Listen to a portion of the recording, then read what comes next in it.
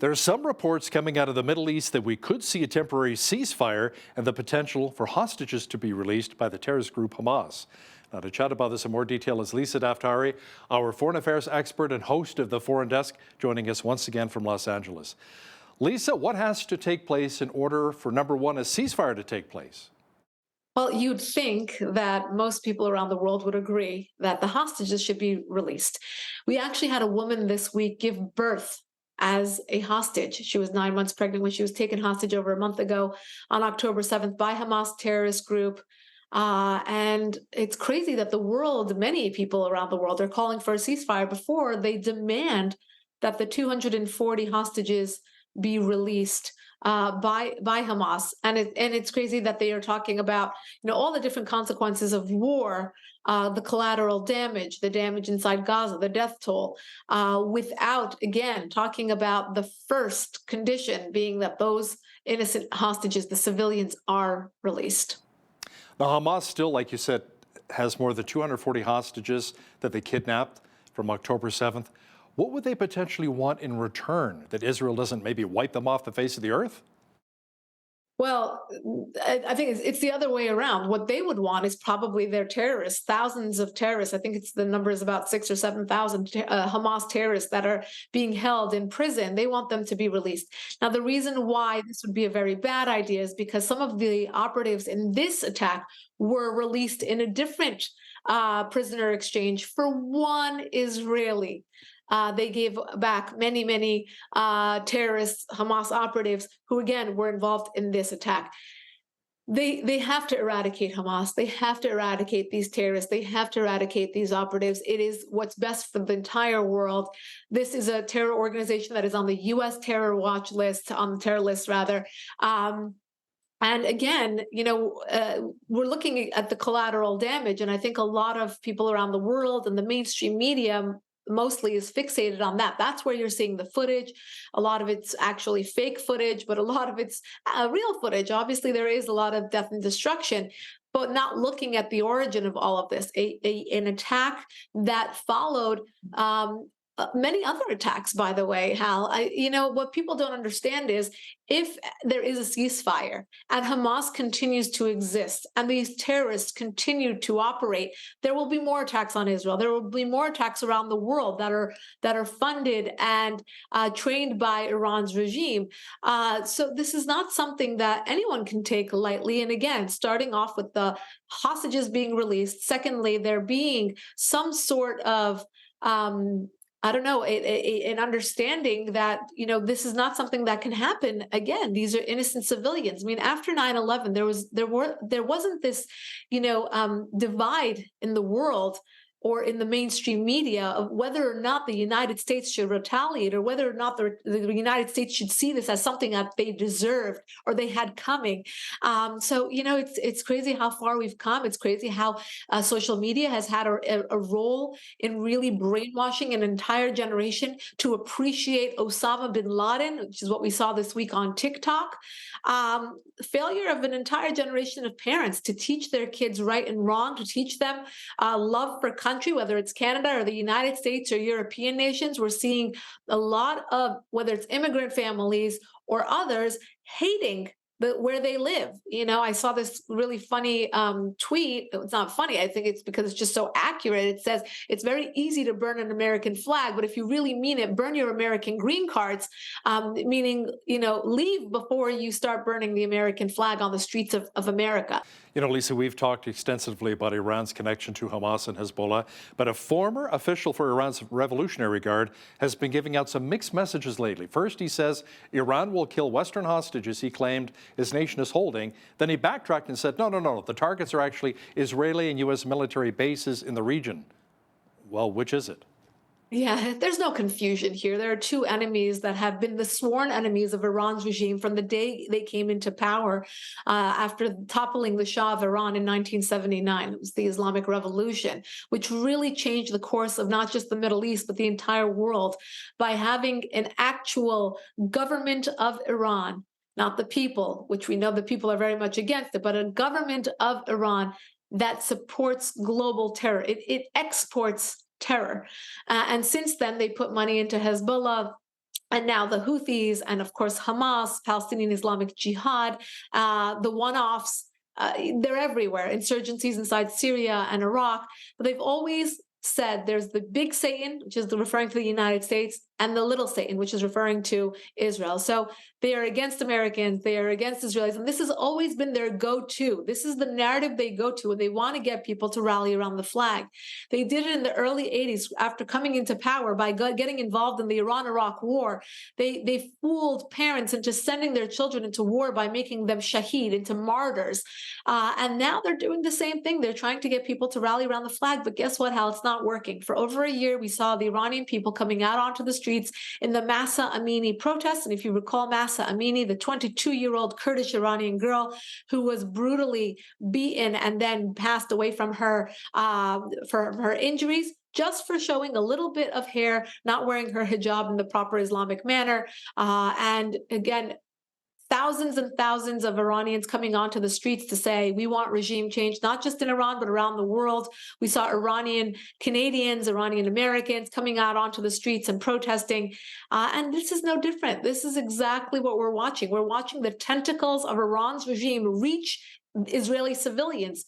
Hamas, the attack that we saw, it was documented by the Wall Street Journal in two different exposés, one showing the meetings that were held between these different terror groups and Iran's regime in Lebanon, and the second one showing that they actually trained these terrorists to go in and carry out a much more sophisticated attack than we've ever seen by Hamas against Israel and Israeli civilians. You know, Lisa, we're also seeing images of tunnels underneath a hospital in Gaza City. Is this where the Hamas command center was set up, proving once again that Hamas was using their own people as human shields? Right, and let's see which mainstream media outlets will go back and correct the narrative. Hal, thank you for reporting on this and for clarifying this. This hospital was just used for this. I mean, it was a cover-up, right? It was in a Hamas headquarters underneath. The Israeli hostages were actually taken there as well. So when the media comes in and tries to show people and make people really antagonize Israel for going and shooting or attacking a hospital because of the civilians, because of the babies, because of the patients that are held there, why isn't Hamas held to account for protecting its civilians? The Palestinian people are governed by Hamas that is using them as a cover-up to hide behind them so that they should get killed. And that's why we're seeing the death toll rise. But because this is collateral damage, they're being used as human shields and they're not being protected by their own, which is Hamas, a terror organization. And this hospital has been a very big topic. I think a lot of people that I know have sent me that and saying, Lisa, is this true? This is a hospital. Why is Israel doing this? And here we have it. It's actually the Hamas headquarters. And it's been found out that these tunnels are used for terrorism.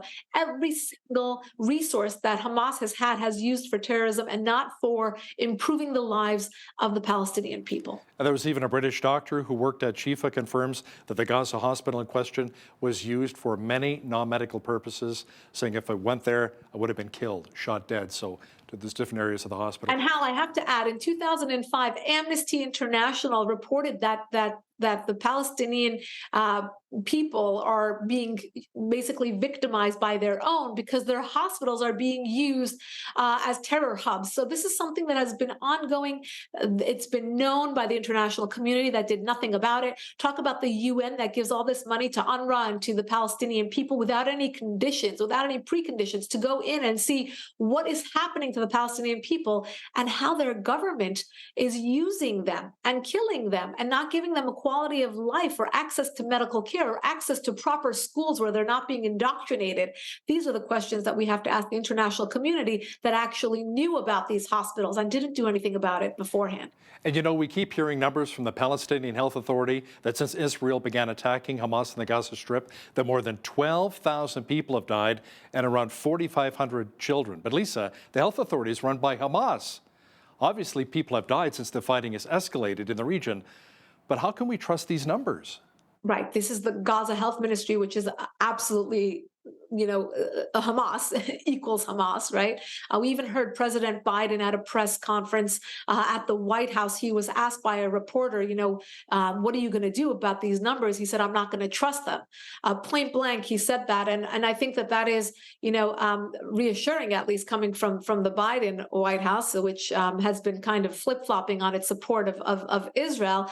But in this case, first of all, there's no way to come up with an exact death toll this quickly. And then when they were pressed on it, they came out with all of these kind of ID numbers. Again, impossible. Israel is still trying to work through its 1,400 or more casualties and really identify everyone. So it is impossible to believe that they would be able to come up with that number. Look, there is a death toll, obviously. There, again, collateral damage, they're used as human shields. They are asked by Israel, which Israel has no obligation to get them out of harm's way because this is an actual war. But Israel does ask them to leave beforehand. Hamas tells them to stay. They have actually stopped Palestinian civilians, some of them who have been American citizens or dual citizens, to stop and not move out of the way. They want that number to rise. Now, whether that number is 12,000 or 11,000 or 10,000, we probably believe it's less than that, but there is, again, a death toll. And for them to come out with these numbers every day, they tack on another 1,000.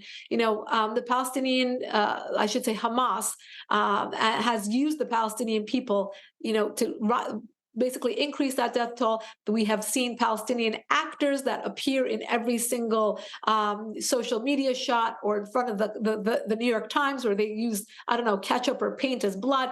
And they're actually trying to win the PR war in very dishonest means. This is something, again, we're dealing with a terror organization. Nothing they say should be trusted. Lisa, some military experts are now saying that since Hamas cannot beat Israel militarily, they're trying to beat them through, like you said, the mainstream media and through academia. Can you explain? Let's talk about some of the influence in the colleges and universities across North America. Right. Great point, Hal. There are two wars being fought here. One is between Hamas and Israel in the Middle East. The other one is all around the world.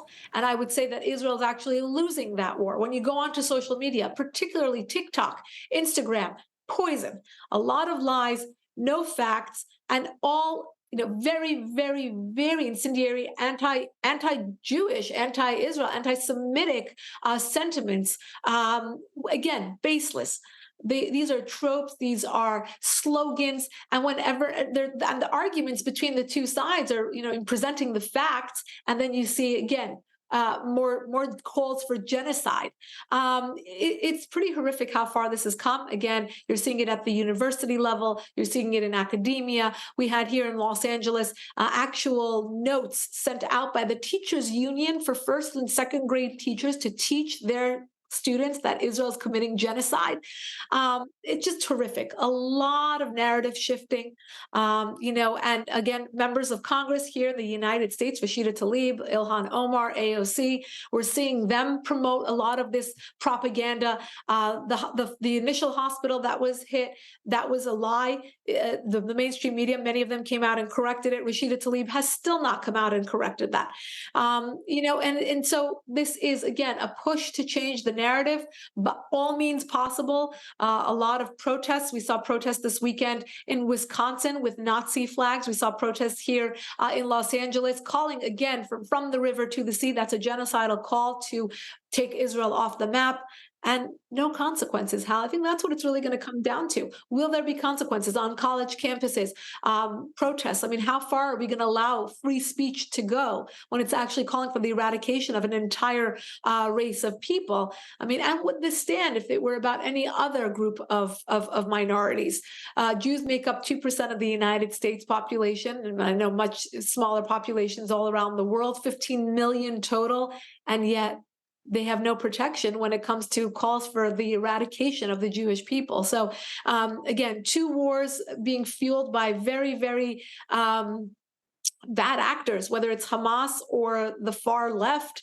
It's happening. And it's something that we have to think about when this war is over. That second war, the narrative war, that anti-Semitism war will still be here. And that's something that we really have to talk about in terms of rooting it out from our own cities and communities. Now, still with wars, let's talk about what's going on in Ukraine, Lisa. This February, it'll be 2 years since Russia invaded. Any talk of a potential ceasefire there, or the war finally coming to an end? No, we're actually seeing some escalations, the use of drones, the use of this moving deeper into Ukraine. And in the United States, if there's any reason to believe that this war would be over soon, that would be disrupted by the fact that President Biden wanted to couple, or still wants to couple together, a bill for funding to Israel to be coupled with more funding to Ukraine. Wow. In the words of Judge Janine, who's on Fox News, she said something along the lines of, let's not use, Israeli children as a guise to get more funding to Ukraine. And I think a lot of people feel that way, that enough is enough, and this is not going anywhere anytime soon. So there has to be another route to actually discuss how this could end in a way that would prevent more casualties, prevent more, just 2 years of this. It's Ukraine is war torn, many migrants moving out of that area, and so many lives uprooted for a very senseless war. So we hope that the powers that be come to their senses to end this before we get to that 2-year mark. Yeah, even in our city, we've taken a lot of Ukrainian refugees and happy to do so.